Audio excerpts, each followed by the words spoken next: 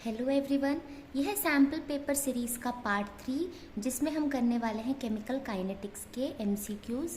Question number 1 है which of the following statement is true.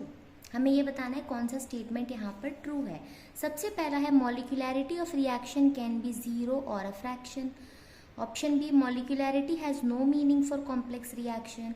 Option C molecularity of reaction is an experimental quantity. Option D reactions with molecularity 3 are very rare but are fast. तो हमें पहले यहाँ पे मॉलिक्यूलैरिटी के बारे में पता होना चाहिए। अगर मॉलिक्यूलैरिटी के बारे में कोई नॉलेज ही नहीं है तो हमें टिक नहीं लगा पाएंगे ना। तो सबसे पहले हम मॉलिक्यूलैरिटी क्या है वो देखते हैं। लेकिन जनरली ना ऑर्डर एंड मॉलिक्यूलैरिटी का डिफरेंस भी बहुत इंपॉर्टेंट होता है। तो मैं मॉलिक्यूलैरिटी तो बताऊंगी, साथ में हम ना ऑर्डर एंड मॉलिक्यूलैरिटी के डिफरेंस के थ्रू हम इसे पढ़ते हैं। तो ऑर्डर भी क्लियर हो जाएगा और मॉलिक्यूलैरिटी भी क्लियर हो जाएगा। उसके बाद हम इसका करेक्ट ऑप्शन देखेंगे। तो हम यहाँ पर देखते हैं ऑर्डर एंड मॉलिक्यूलैरिटी का डिफरेंस।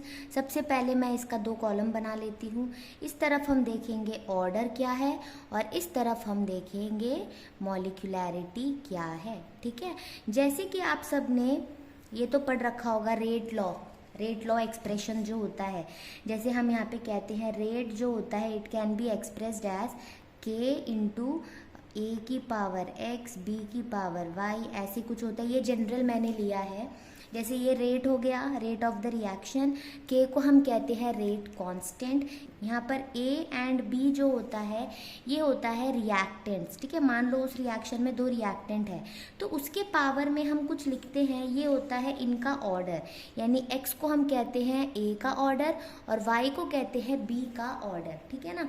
तो ऑर्डर जनरली होता ये है कि जो कंसंट्रेशन टर्म्स है ना रेट लॉ एक्सप्रेशन के, उनके जो पावर्स हैं उन पावर्स का जो सम होता है उसे हम कहते हैं ऑर्डर। ठीक है, यानी कि जो भी हमारा रेट लॉ एक्सप्रेशन है उसमें जो कंसंट्रेशन टर्म्स होते हैं उनकी जो पावर दिखेगी आपको, उसका आपको बस सम कर देना है। जैसे अगर आपको यहाँ पर दिखे 2 और यहाँ पर कुछ ना दिखे यानी पावर 1 होगा तो 2 + 1 आप कर दोगे ऑर्डर 3। कुछ इस तरह से होता है। और मॉलिक्यूलैरिटी का मतलब क्या होता है, जैसे आप एक एग्जांपल ले लो 2H2 + O2 गिव्स 2H2O। ठीक है, ये होता है। यहाँ पर हम क्या देखेंगे कि 2 हाइड्रोजन गैस और 1 ऑक्सीजन गैस कंबाइन होकर 2 वाटर मॉलिक्यूल बना रहे हैं। यानी कि यहाँ पर 2 and 1 यानी कि 3 मॉलिक्यूल्स आपस में क्या करेंगे, कोलाइड करेंगे। यहाँ पर जैसे आपने केमिकल काइनेटिक्स अगर पढ़ा है तो उसमें आपने एक थ्योरी सुनी होगी, कोलिजन थ्योरी, जो ये बोलता है कि जो रिएक्टेंट्स होते हैं, जैसे ये 2 रिएक्टेंट है, ये 2 रिएक्टेंट क्या करेंगे, आपस में कोलाइड करेगा। जब वो कोलाइड करेगा तब उनके बीच में होता है रिएक्शन। ठीक है ना। जैसे 2 मॉलिक्यूल आपस में कोलाइड कर रहे हैं और अगर रिएक्शन हो रहा है तो हम बोलेंगे कि उसकी मॉलिक्यूलैरिटी 2 है। जैसे हम देखेंगे नॉर्मली ये कोलिजन थ्योरी यही बोलता है। ठीक है, रिएक्टेंट्स जब आपस में कोलाइड करेंगे तो जाके रिएक्शन होकर प्रोडक्ट बनता है। तो हमने देखा यहाँ पर 3 मॉलिक्यूल्स कोलाइड कर रहे हैं तो इसका जो मॉलिक्यूलैरिटी होगा वो होगा 3। ठीक है, यानी कि ऑर्डर क्या होता है, रेट लॉ एक्सप्रेशन में कंसंट्रेशन टर्म्स का पावर का सम हो गया। और मॉलिक्यूलैरिटी क्या होता है, एक रिएक्शन होने के लिए कितने रिएक्टेंट्स आपस में कोलाइड करें ताकि वो रिएक्शन हो, उसे हम कहते हैं मॉलिक्यूलैरिटी। तो इसकी मॉलिक्यूलैरिटी हो गई 3। तो इतना हमने देख लिया। दूसरा होता है कि जो ऑर्डर होता है ना, ये एक्स एंड वाई आप ऐसे मत समझिए। जैसे यहाँ पे एक रिएक्टेंट है H2, तो अगर आप लिखना चाहो तो आप ऐसे लिख सकते हो ना कि H2 एक रिएक्टेंट था उसके पावर में X एंड O2 एक रिएक्टेंट है उसके पावर में Y। अब आप ये मत सोचिएगा कि H2 के सामने 2 लगा हुआ है तो H2 की पावर 2 होगी, O2 के सामने 1 है तो O2 की पावर 1 होगी। ऐसा नहीं होता है। यानी कि ये जो X एंड Y होता है वो कोएफिशिएंट के बराबर हो ऐसा ज़रूरी नहीं है, इक्वल हो भी सकता है, बट जनरली ये जो ऑर्डर होता है ना ये एक एक्सपेरिमेंटल वैल्यू होता है। ये क्या है, एक एक्सपेरिमेंटल वैल्यू या एक्सपेरिमेंटल क्वांटिटी होता है, इसे हम थ्योरेटिकली नहीं निकाल सकते, ये होता है इसका मतलब। और जो मॉलिक्यूलैरिटी होता है वो आप जैसे देखोगे, ये रिएक्शन आपने देखा तो आप सिंपली क्या करोगे, रिएक्टेंट मॉलिक्यूल्स को ऐड कर लोगे, और जैसे ही आप ऐड करोगे जैसे 2 + 1 3 और आप बोलोगे मॉलिक्यूलैरिटी 3 है, यानी इसे हमें एक्सपेरिमेंट करने की कोई नीड है ही नहीं, ये हम थ्योरेटिकली बता सकते हैं। तो जो हमारा मॉलिक्यूलैरिटी होता है ये एक थ्योरेटिकल कॉन्सेप्ट है, थ्योरेटिकल कॉन्सेप्ट, ये प्योर थ्योरेटिकल है, इसमें कोई एक्सपेरिमेंट नहीं होता। अब हम क्या देखेंगे, जैसे ये जो ऑर्डर है, ऑर्डर जो है वो 0 हो सकता है, फ्रैक्शंस भी हो सकता है, समझ में आया, यानी ऑर्डर 0 भी होगा, ऑर्डर आप 1/3 भी बोल सकते हैं, 2/3 भी बोल सकते हैं, ऑर्डर 0 या फ्रैक्शन होता है, क्योंकि वो तो एक्सपेरिमेंटल क्वांटिटी है ना, एक्सपेरिमेंटली हमें जो वैल्यूज मिलेगी वो 0 या फ्रैक्शन हो सकता है।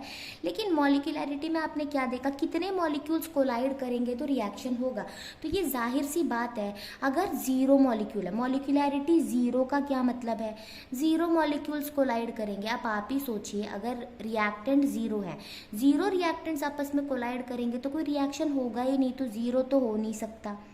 अब फ्रैक्शन जैसे आप मान लो 1/3, क्या आपको लगता है 1/3 मॉलिक्यूल कोलाइड करेंगे? मॉलिक्यूल कोलाइड करने का मतलब है जैसे 2 मॉलिक्यूल कोलाइड करेंगे या 3 मॉलिक्यूल कोलाइड करेंगे, तो वो जनरली होता क्या है, 0 या फ्रैक्शन नहीं होता, ये सिर्फ हमारा क्या होता है, वोल नंबर होता है।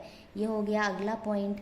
उसके बाद हम ये देखेंगे कि जो ऑर्डर होता है वो क्योंकि हम एक्सपेरिमेंटली निकालते हैं, तो इससे पहले ईद के मैं पॉइंट बताऊं, आप 2 चीज़ समझना, एक होता है हमारा एलिमेंट्री रिएक्शन, एलिमेंट्री रिएक्शन, और एक होता है हमारा कॉम्प्लेक्स रिएक्शन। अब आपको ये पता होना चाहिए कि एलिमेंट्री रिएक्शन क्या है और कॉम्प्लेक्स रिएक्शन क्या है। तो एलिमेंट्री रिएक्शंस वो होते हैं जो सिर्फ एक स्टेप में हो जाता है, और कॉम्प्लेक्स रिएक्शन वो होते हैं जो एक से ज़्यादा स्टेप में होता है, तो मोर देन 1 स्टेप, ये होता है, ठीक है। अब मॉलिक्यूलैरिटी में अगर आप देखोगे, अगर एक रिएक्शन है जो 1 स्टेप में होता है तो आप सिंपली कैलकुलेट कर लोगे, लेकिन अगर वो 2 या 3 स्टेप में होता है तो आप कंफ्यूज हो जाओगे कि आप कैसे करोगे, आप सबका रिएक्टेंट सिंपली ऐड नहीं कर पाओगे, ठीक है। तो ये जो होता है ना मॉलिक्यूलैरिटी, ये जो होता है ओनली फॉर एलिमेंट्री रिएक्शंस होता है, ओनली फॉर एलिमेंट्री रिएक्शन, यानी ये कॉम्प्लेक्स रिएक्शन में अप्लाई नहीं होता। जो सिंगल स्टेप वाले रिएक्शंस होते हैं ना, उसकी हम मॉलिक्यूलैरिटी निकाल सकते हैं, लेकिन जो रिएक्शंस एक से ज़्यादा स्टेप में हो रही होगी उसकी मॉलिक्यूलैरिटी हम नहीं निकाल पाएंगे। लेकिन जो ऑर्डर होता है वो एलिमेंट्री रिएक्शन और कॉम्प्लेक्स रिएक्शन दोनों के लिए एप्लीकेबल होता है, एप्लीकेबल फॉर बोथ। तो इतना अब आपके लिए काफ़ी है इनका डिफरेंस कि ये होता क्या है, ये एक्सपेरिमेंटल है, ये थ्योरेटिकल है, ये 0 या फ्रैक्शन हो सकता है बट मॉलिक्यूलैरिटी हमेशा ही वोल नंबर नहीं, सॉरी यहाँ पर आप बोलोगे कि वो नेचुरल नंबर है, ये क्या है, नेचुरल नंबर है, वो 0 या फ्रैक्शन नहीं हो सकता। अब आप बोलोगे आपने वोल नंबर क्यों कट किया, क्योंकि वोल नंबर में तो 0 भी आता है, तो वो नहीं होगा। वोल नंबर से मेरा ये मतलब था जो नंबर फ्रैक्शन नहीं है, ठीक है, गलती हुई, आप नेचुरल नंबर से इसे रिप्लेस कर दे। और अगला क्या है, ऑर्डर जो है वो एलिमेंट्री एंड कॉम्प्लेक्स दोनों रिएक्शंस के लिए एप्लीकेबल है, यानी कि एलिमेंट्री रिएक्शंस के लिए आप ऑर्डर निकाल सकते हैं एंड कॉम्प्लेक्स रिएक्शंस के लिए भी निकाल सकते हैं, बट मॉलिक्यूलैरिटी आप सिर्फ एलिमेंट्री रिएक्शंस के लिए निकाल सकते हो। अब आपको ना यहाँ पर और एक चीज़ भी थोड़ा ध्यान देनी है, वो भी बता देती हूँ। तो जैसा मैंने आपको बताया कि मॉलिक्यूलैरिटी का मतलब क्या होता है, अगर हमारे पास 2 रिएक्टेंट मॉलिक्यूल है, ये क्या करेंगे, आपस में अप्रोच करेंगे और ये क्या करेंगे, कोलाइड करेंगे, तो जाकर क्या होता है, रिएक्शन प्रोसीड होता है। जैसे जैसे यहाँ पे मॉलिक्यूल्स बढ़ती रहेगी ना, जैसे ये हो गया 3, तो अब ये 3 आपस में कोलाइड करने आएंगे, और उसके बाद हो सकता है 4 मॉलिक्यूल्स हो जाए, अब ये कोलाइड करेंगे, साइमल्टेनियसली होना चाहिए, ये चीज़ भी बहुत ज़रूरी है। रिएक्शन तभी होता है अगर रिएक्टेंट मॉलिक्यूल साइमल्टेनियसली कोलाइड करे, यानी एक साथ कोलाइड करे। ऐसा नहीं है कि ये दोनों कोलाइड कर चुके उसके बाद ये कोलाइड करेगा, नहीं, चारों एक साथ कोलाइड होने चाहिए। जैसे जैसे इसका नंबर बढ़ता जाएगा आप क्या देखोगे कि ये जो कोलाइड करने जब आएंगे तो क्योंकि ये 4 है तो ये साथ में कोलाइड करना थोड़ा सा डिफ़िकल्ट हो जाता है। ये क्या होता है, थोड़ा सा डिफ़िकल्ट होने लगता है। तो इससे हम ये समझ सकते हैं कि जब मॉलिक्यूलैरिटी यहाँ पर 2 है, यहाँ पर 3 है और यहाँ पर 4 है, तो जो मॉलिक्यूलैरिटी 3 होता है ना, ये भी थोड़ा सा रेयर हो जाता है। यानी कि 3 मॉलिक्यूल्स भी साथ में कोलाइड करेगी, बहुत रेयर है, यानी बहुत कम केसेस होंगे। इम्पॉसिबल नहीं बोला गया, रेयर बोला गया। इसका मतलब है कि बहुत कम रिएक्शंस होंगे जहाँ पर ये हो सकता है। जैसे कुछ छोटे रिएक्टेंट्स हो गए, जैसे हमने अभी वाटर वाला देखा था ना example, 2H2 + O2 gives 2H2। यहाँ पर भी आपने देखा मॉलिक्यूलैरिटी 3 है, बट जैसे आपको पता है हाइड्रोजन मॉलिक्यूल तो बहुत छोटा होता है, तो छोटे मॉलिक्यूल्स आपस में कोलाइड कर लेंगे। बट जब बड़े बड़े मॉलिक्यूल्स आने लगते हैं, वैसे केस में जो मॉलिक्यूलैरिटी 3 होता है ये बहुत ही रेयर हो जाता है।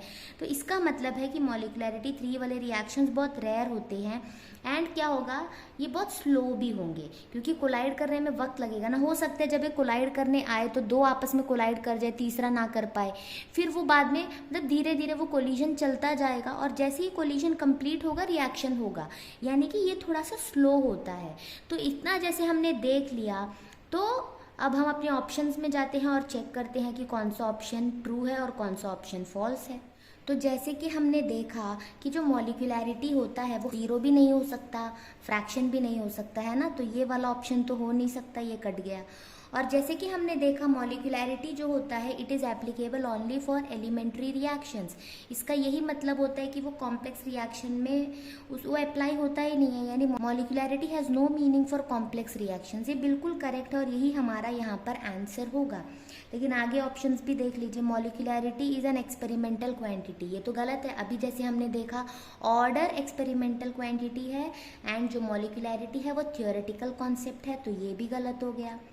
और है reaction with molecularity 3 are very rare but are fast, ये भी हमने देखा कि जो मॉलिक्यूलैरिटी 3 वाले जो होते हैं वो रेयर तो है, ये तो करेक्ट है कि वो रेयर है, बट वो फास्ट भी नहीं होते हैं, ठीक है ना, वो बहुत स्लो ही होते हैं, तो ये भी हमारा यहाँ पर गलत हो जाएगा। क्वेश्चन नंबर 2 है the half life for a zero order reaction equals. Zero order reaction के लिए हाफ लाइफ का फॉर्मूला क्या होगा? जिन लोगों ने चैप्टर अच्छे से पढ़ रखा होगा उन्हें डायरेक्ट फॉर्मूला पता है कि इसका आंसर होता है R/2K, तो वो डायरेक्टली लगा देंगे, उन्हें कोई ज़रूरत है नहीं करने का। क्योंकि मैंने ये चैप्टर करवाया नहीं है तो मैं यहाँ पर इसका डेरिवेशन आपको बता देती हूँ कि ये कैसे आता है। और क्योंकि मैं यहाँ पे रेट लॉ एक्सप्रेशन डिराइव नहीं करवा रही हूँ तो डायरेक्टली जैसे हमें पता है ज़ीरो ऑर्डर रिएक्शन के लिए रेट लॉ एक्सप्रेशन होता है K = R0 - R/T। ये होता है हमारा rate law expression for zero order reaction, जहाँ पर K हमारा रेट कांस्टेंट है, R0 यानी इनिशियल कंसंट्रेशन, R यानी कि फाइनल कंसंट्रेशन, यानी टाइम T के बाद जो उसका कंसंट्रेशन होगा वो R है, ठीक है। और यहाँ पे जैसे आप देख सकते हैं K रेट कांस्टेंट है और जो R लिखा हुआ है ये हमारा रिएक्टेंट है। अब जैसे आप देख सकते हो क्योंकि आपको हाफ लाइफ के बारे में पूछा है यानी टाइम से रिलेटेड, तो इस वाले को आप क्या करिए T एंड K को इंटरचेंज कर लीजिए, तो ये इक्वेशन बन जाएगा T = R0 - R/K। अब जैसे कि आपको हाफ लाइफ के बारे में पूछा गया है, हाफ लाइफ का मतलब है जो टाइम है उसे हम डिनोट करते हैं T½ से, और हाफ लाइफ का मतलब क्या होता है, यानी कितने टाइम में रिएक्टेंट का कंसंट्रेशन एग्जैक्टली हाफ हुआ। जैसे अगर आपने लिया था 10 m कंसंट्रेशन तो उसको आधा होकर 5 m होने में कितना टाइम लगता है, वही है T½ ठीक है ना। अब इससे आप ये समझोगे कि जो आपका फाइनल कंसंट्रेशन है वो इनिशियल कंसंट्रेशन का आधा होना चाहिए, यानी इनिशियल कंसंट्रेशन डिवाइडेड बाय 2। अब यही चीज़ आप इस पे रखिए, T की जगह आप रखेंगे T½ R0 as it is रहेगा आप एक काम करिए, आप कुछ देर के लिए के को यहाँ ला दीजिए, तो के इंटू टी हाफ हो गया, आर नॉट हो गया, और आर की जगह आप रखोगे आर नॉट डिवाइडेड बाय 2। ये मैंने इसलिए बोला है क्योंकि ऐसे लिखने के बाद फिर आप डिवाइडेड बाय के लिखते तो उससे बेटर है के को यहाँ रखो, अगले स्टेप में नीचे ला दो। अब यहाँ पर आप इसका क्या कर सकते हो, क्रॉस मल्टीप्लीकेशन, तो ये 2 into R naught minus R naught divided by 2 होगा। उसके बाद आपको पता है के into T half is equal to 2 R naught minus R naught, यानी आर नॉट डिवाइडेड बाय 2 है, लेकिन आपको चाहिए टी हाफ, यानी कि ये हो गया आर नॉट बाय के, नीचे आएगा तो 2 के। जैसे आप देख सकते हैं r बाय 2 के, यहाँ पे r डिनोट करता है इनिशियल कंसेंट्रेशन ऑफ रिएक्टेंट, तो ऐसे आप कर सकते हैं। तो ये था हाफ लाइफ का डेरिवेशन जो हम करते हैं इंटीग्रेटेड रेट लॉ एक्सप्रेशन का यूज करके। देखिए question number 3, in a reaction the initial concentration of reactant becomes four यानी 4 times and the rate become 16 times it's initial value, order of the reaction is. यहाँ पे order के बारे में पूछा गया है, तो जैसे कि आपको पता है ऑर्डर के बारे में बात हो जाए तो आपको ये समझ लेना है कि जो रेट होता है वो होता है के इंटू रिएक्टेंट की पावर में उसका ऑर्डर, क्योंकि यहाँ पे अलग से ऐसे 2-3 रिएक्टेंट के बारे में बोला नहीं है, सिर्फ एक के बारे में बोला है कि रिएक्टेंट का कंसेंट्रेशन 4 फोल्ड है, तो हम एक ही रिएक्टेंट को कंसिडर करते हैं। तो हम मान लेते हैं ये जो है रेट को मैं आर ले लेती हूँ और ये है rate constant and it is reactant का कंसेंट्रेशन के पावर में उसका ऑर्डर। ये है हमारा इक्वेशन नंबर 1।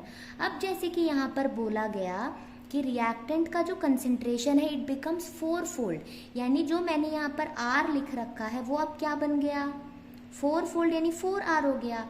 अब उसके पावर में हम इसका ऑर्डर लिखेंगे, इतना क्लियर है।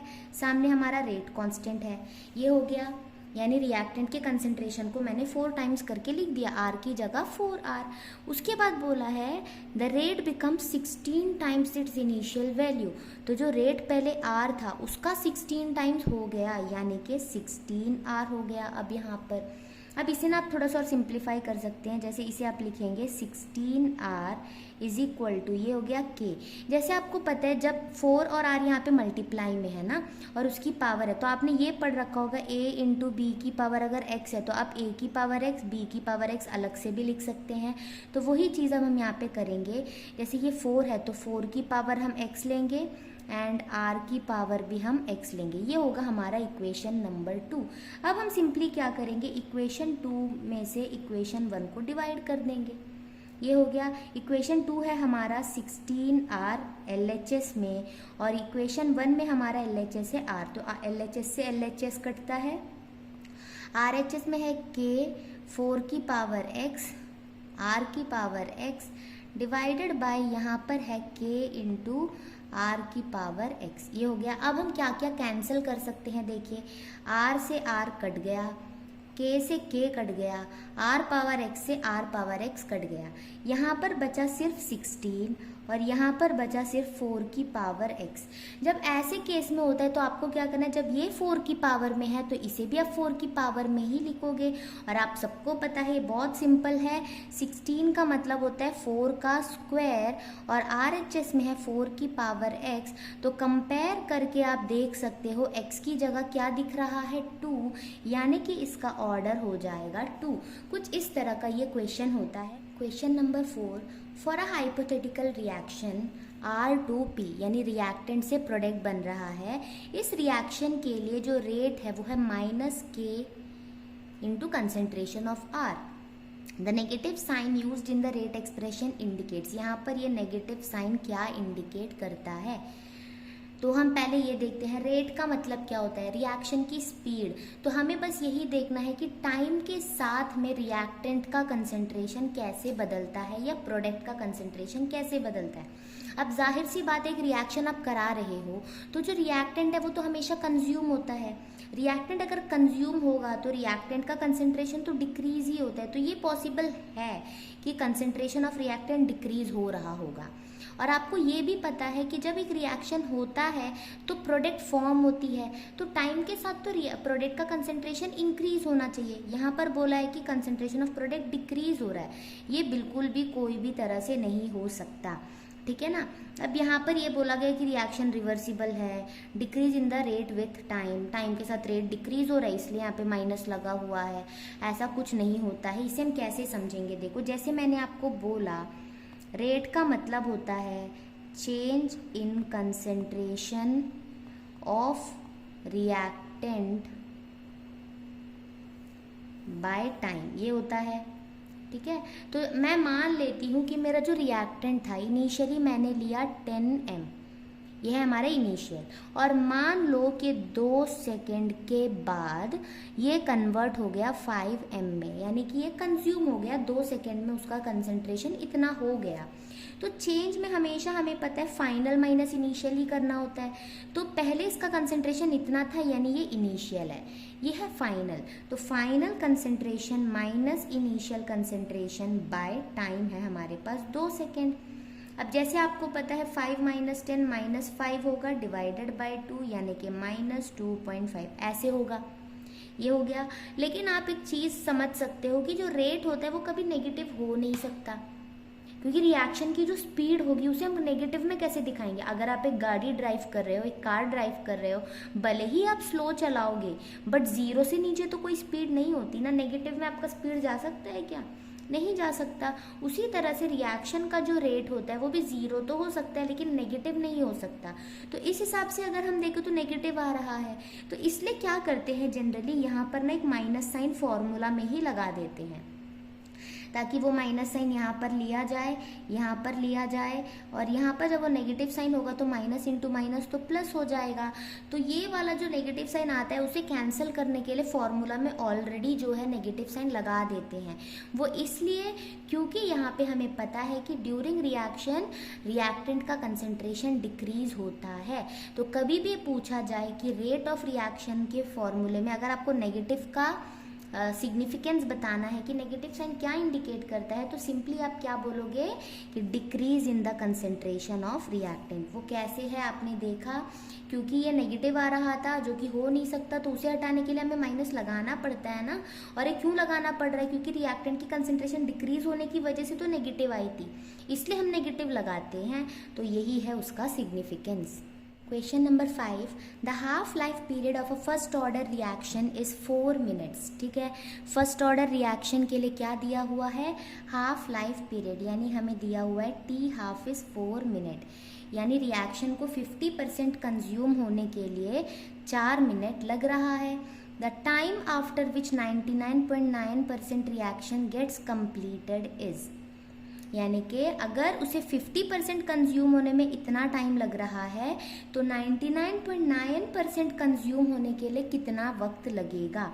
तो इसमें ना ये एक ट्रिक जैसा है, जैसे पढ़ रखा है हमने कि 99.9% कंज्यूम होने के लिए जो टाइम लगता है only for first order reaction, ये जो होता है 10 टाइम्स ऑफ टी हाफ होता है। ये आप जो है याद रखिएगा, क्योंकि ये एक क्वेश्चन है शायद आपके टेक्स्ट बुक में, या इसका सिमिलर टाइप का एक क्वेश्चन है। और ये क्वेश्चन मुझे याद है कि एक फर्स्ट ऑर्डर रिएक्शन के लिए 99.9% कंज्यूम होने के लिए जो टाइम लगता है वो हमेशा टी हाफ का 10 टाइम्स होता है। तो जैसे आपने देखा टी हाफ यहाँ पर है 4 मिनट, तो यहाँ पर अगर आप वो वैल्यू पुट करोगे तो 10 × 4 यानी कि 40 होगा। तो यही आपका आंसर है, ये आप याद रखिए, ताकि अगर आपका क्वेश्चन इस तरह से MCQ में आए तो आप बेझिझक ऐसे इस फॉर्मूले से आंसर निकाल पाओ। लेकिन ये आता कैसे है हम वो भी देख लेते हैं। जैसे आपको पता है फर्स्ट ऑर्डर के लिए आपको टी हाफ दिया हुआ है ना, तो फर्स्ट ऑर्डर के लिए टी हाफ का फॉर्मूला क्या होता है 0.693/K। तो यहाँ से आपको K कैसे मिलेगा, K आप यहाँ ला दीजिए तो टी हाफ नीचे जाएगा, यानी कि 0.693/4, ये आपको मिल गया K। अब आपको पता है कि जब भी ऐसे परसेंटेज में दिया होता है तो आप ना इनिशियल कंसंट्रेशन को हमेशा 100 मानिए, क्योंकि शुरू में जो रिएक्टेंट होते हैं वो 100% होता है। तो फाइनल कंसेंट्रेशन क्या बोला है, देखिए बहुत बच्चे क्या करते हैं पता है, देखा 99.9% वो लिख लिया, लेकिन यहाँ पे बोला क्या गया है, इतना परसेंट रिएक्शन कंप्लीट हो गया। तो 100% अगर आपने रिएक्टेंट लिया था उसका 99.9% कंज्यूम हो चुका, तो 100 में से जब आप ये हटा दोगे तो कितना रिएक्टेंट बचा है, 0.1% ही बचा है। तो ये हो गया। अब आपको पता होगा कि जो फर्स्ट ऑर्डर रिएक्शंस होते हैं उनके लिए T is equal to 2.303 by K log R0 by R, ये फॉर्मूला होता है। ठीक है, अब यहाँ पर जनरली बच्चे याद ऐसे करते के यहाँ पर और टी यहाँ पर, लेकिन हमें यहाँ पे क्योंकि टाइम निकालना है इसलिए मैंने इंटरचेंज करके ही लिखा है। तो ये हो जाएगा 2.303 बाय के की वैल्यू क्या है 0.693 बाय 4 जो है वो ऊपर आ जाएगा ना, तो यहाँ पे हम ऐसे लिख सकते हैं लॉग R0 यानी कि 100 और R यानी कि 0.1। ठीक है, अब यहाँ से आप क्या करिए, इन्हें आप मल्टीप्लाई कर दीजिए, 12 1 कैरी, फिर 12 1 कैरी 9, ये हो गया, डिवाइडेड बाय 0.693 इनटू ये जो होगा नीचे देखिए 0.1 है, अगर आप 10 से मल्टीप्लाई करोगे तो नीचे 1 हो जाएगा, तो आपको ऊपर भी 10 से मल्टीप्लाई करना होगा, यानी ऊपर 1000 हो गया। तो ये हो गया आपका लॉग 1000 को आप लिख सकते हैं 10⁻3।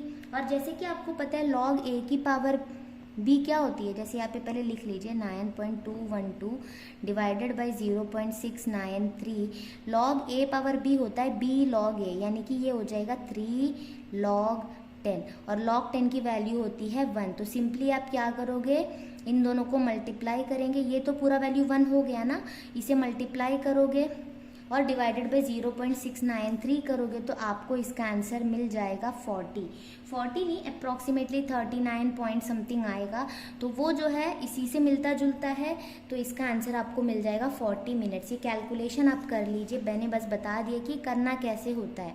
ये तो उस वक्त के लिए है अगर आपको ये नहीं पता होता तो, ये तो लेकिन बेसिक सा एक ट्रिक बोल सकते हैं आप, जो आप न्यूमेरिकल्स में सीख सकते हैं। तो ये मैंने आपको बता दिया, अगर कभी ऐसा क्वेश्चन आए तो सिंपली T½ जो भी होगा उसमें 10 मल्टीप्लाई करके आपको आंसर लिख लेना है, सिर्फ MCQs के लिए। अगर न्यूमेरिकल में आए तो आपको ये पूरा सॉल्व कर ही आंसर दिखाना होगा। Question number 6, for a reaction A to P, the rate of reaction increases 8 times when the concentration of reactant increases 4 times. The order of the reaction is. कुछ इसी तरह का क्वेश्चन हमने आप कुछ देर पहले देखा था। ये मत सोचिए कि मैं सिमिलर क्वेश्चंस ही करा रही हूँ, ये सिमिलर पैटर्न का तो है, बट यहाँ पर आपको एक नया चीज़ भी सीखने को मिलेगा। यहाँ पर आप लॉग का यूज़ करोगे बट बिना लॉग टेबल के आप उसका आंसर निकाल पाओगे। वो कैसे, देखिए, क्योंकि आपको ऑर्डर निकालना है। फिर से आप क्या करिए, क्या लेंगे ऐसे, यहाँ पे रेट क्या होगा K इंटू, यहाँ पे रिएक्टेंट हमारे पास है A, तो उसका पावर ऑर्डर X हो गया। ये हमारा इक्वेशन नंबर 1 है। अगला क्या बोला है, rate of reaction increases 8 times, जो रेट है वो 8 टाइम्स इंक्रीज हो गया। When the concentration of reactant increases 4 times, ये कब हुआ, अगर हमारा जो रिएक्टेंट है वो 4 टाइम्स कंसंट्रेशन इंक्रीज होगा, यानी कि A की जगह हम लिखेंगे 4A और ऑर्डर है X। जैसे मैंने आपको पिछले क्वेश्चन में बताया था कि दोनों की पावर x है तो हम अलग से 4 की पावर x और a की पावर x लिख सकते हैं। ये हो गया इक्वेशन 2। फिर से हम क्या करेंगे, इक्वेशन 2 डिवाइडेड बाय इक्वेशन 1। तो इक्वेशन 2 में हमारे पास है 8r equal to k into 4 की पावर x, a की पावर x, और यहाँ पर है r और ये है k इंटू ए की पावर x। यहाँ से r तो कट गया, k से k कट गया, a की पावर x से a की पावर x कट गई, बचा क्या है 8 और यहाँ पे बचा 4 की पावर x। अब 8 को ना आप कुछ भी करके 4 की पावर में लिख नहीं सकते हैं ना, आपको पता है। तो आप क्या करिए, ऐसे क्वेश्चन में दोनों तरफ लॉग अप्लाई करिए। क्या करेंगे हम, apply log on both sides. तो ये क्या बन जाएगा, log 8 और ये हो जाएगा log 4 की पावर x। अब हम देखिए क्या करेंगे, क्योंकि यहाँ पे log आ गया, आप कंफ्यूज मत होइएगा, क्योंकि log 8 जो होगा इसे ना हम कुछ इस तरह से लिख सकते हैं। जो 8 होता है वो हमें पता है 2 इंटू 2 इंटू 2 होता है, तो यानी कि 8 जो है वो 2 का क्यूब है, तो हम इसे लिखेंगे log में 2 का क्यूब हो गया।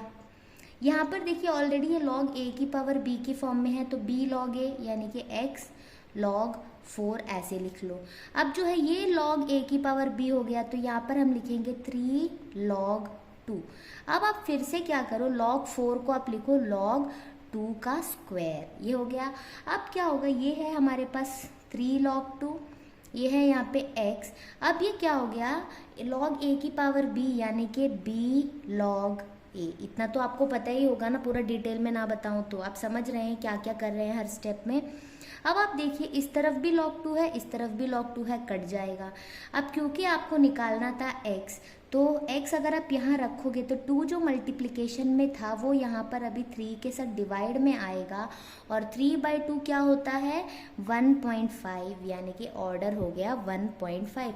तो देखा आपने, इस ऐसे फॉर्म में आया था, जैसे पिछले वाले में यहाँ 16 था, तो 16 को हमने 4 की पावर 2 लिखकर x को 2 बता दिया, बट यहाँ पे ऐसे हो नहीं सकता। तो ऐसे केसेस में आपको दोनों तरफ log अप्लाई करना है, और आप ये देखोगे कि 8 और 4 जो है ये दोनों 2 की पावर के फॉर्म में लिखा जा सकता है।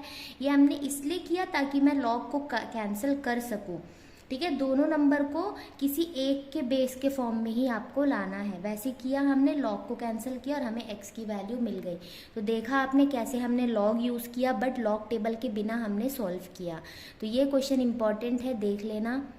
Question number 7, the decomposition of ammonia gas on a hot platinum surface.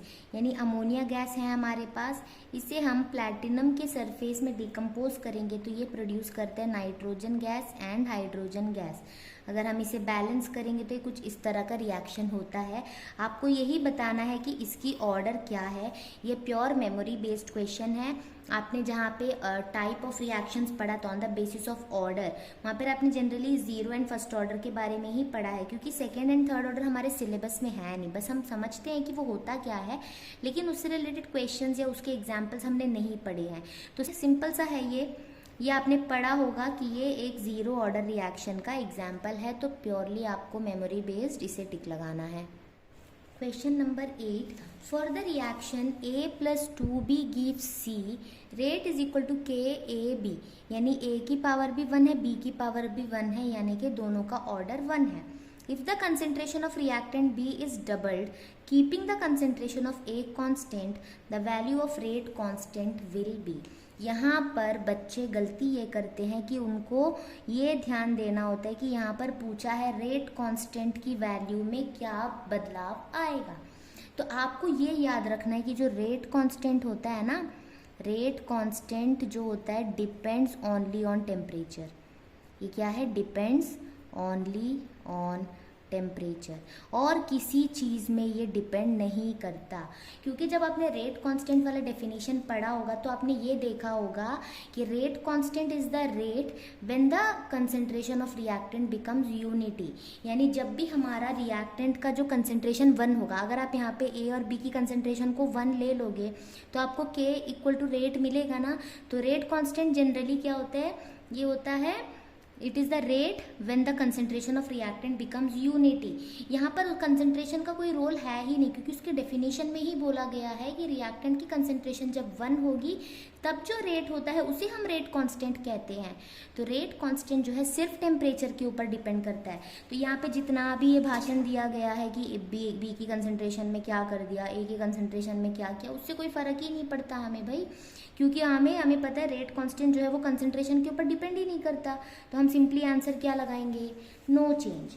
लेकिन अगर यहाँ पर बोला होता value of rate will be, अगर हमें रेट के बारे में पूछा होता कि कंसंट्रेशन बदलने पर रेट में क्या असर पड़ेगा, तो हम क्या करते, मैं वो भी आपको इसी क्वेश्चन में कराती हूँ, क्योंकि वैसा क्वेश्चन हमने किया नहीं है ना।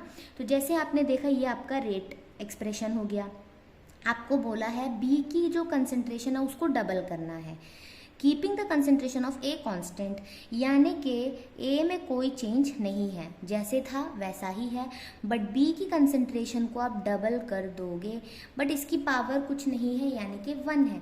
बाकी आप एज इट इज़ लिख दो, रेट जो है कुछ इस तरह से होगा।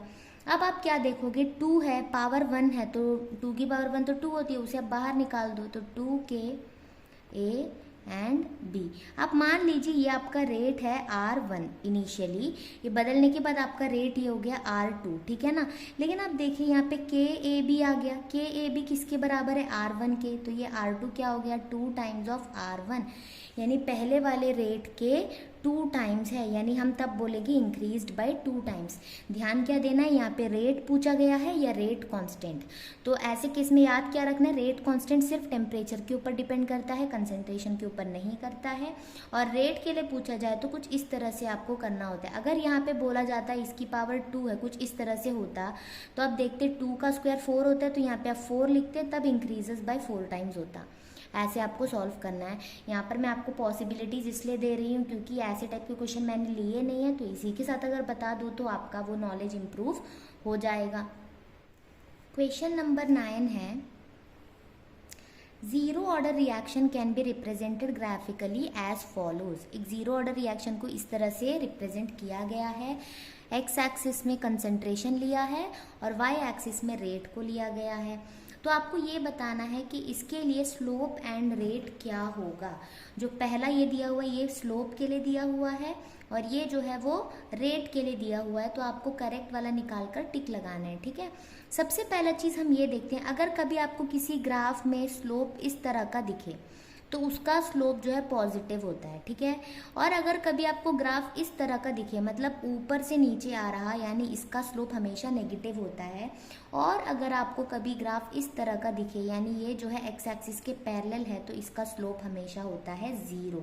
ये तो बेसिक सा चीज़ होता है, ये आपको पता होना चाहिए कि ऐसे ग्राफ का स्लोप पॉजिटिव होता है, ऐसे ग्राफ का स्लोप नेगेटिव होता है और ऐसे ग्राफ का स्लोप 0 होता है। तो आपको जो दिया हुआ है उसका स्लोप कुछ इस तरह का है, यानी कि इसका स्लोप 0 होगा, जो कि हमें दिया हुआ है ऑप्शन बी एंड डी में। तो आप ए को और सी को पहले ही एलिमिनेट कर दीजिए। अब आपको देखना ये है कि जो उसका रेट है वो के आता है या माइनस ए आता है, ये हम कैसे देखेंगे। तो जैसे कि आपको पता है रेट लॉ एक्सप्रेशन में हम क्या देखते हैं, रेट इज इक्वल टू के इंटू हमारा जो रिएक्टेंट होता है, रिएक्टेंट यहाँ पर ए है, उसकी पावर में उसका ऑर्डर लेते हैं ना हम। और जैसे यहाँ पे बोल दिया गया है कि इसकी ऑर्डर है 0, तो यहाँ पे हम पावर में 0 लेंगे। और ये रेट है, यहाँ पर के लिखेंगे, एनीथिंग पावर 0 1 होता है, यानी कि ये 1 हो गया। तो R इज इक्वल टू क्या हुआ, के। तो रेट किसके इक्वल है, के इक्वल है, यानी हमारा ऑप्शन बी करेक्ट होता है। तो यहाँ पर आप रेट लॉ एक्सप्रेशन का यूज कर सकते हैं। क्वेश्चन नंबर 10 हमारा आखिरी क्वेश्चन है, according to Arrhenius equation rate constant K is equal to, formula दिया हुआ है, which of the following option represents the graph of ln(k) versus 1/t। आपको ln(k) एंड 1/t का जो ग्राफ है वो किस तरह से दिखता है वो आपको यहाँ पर बताना है। तो मैं आपको यहाँ पर आर्हेनियस इक्वेशन का जो पूरा ग्राफिकल रिप्रेजेंटेशन है वो यहाँ पर बताऊंगी, उसके बाद हम ऑप्शंस में आते हैं। तो जैसे क्वेश्चन में बताया है कि जो रेट कांस्टेंट है k, इट इक्वल्स क्या बोला गया था, a e⁻⁻ टी।